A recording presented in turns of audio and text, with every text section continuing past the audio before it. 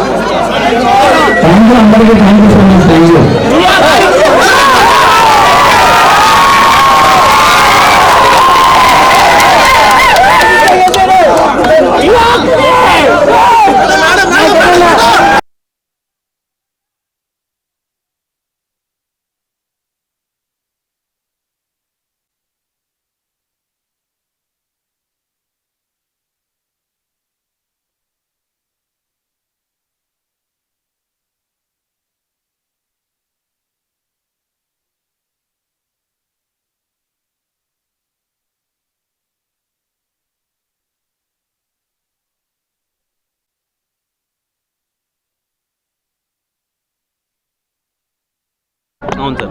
ఎలా ఉంది రిసీవింగ్? చాలా మంచిగా ఉంది సార్.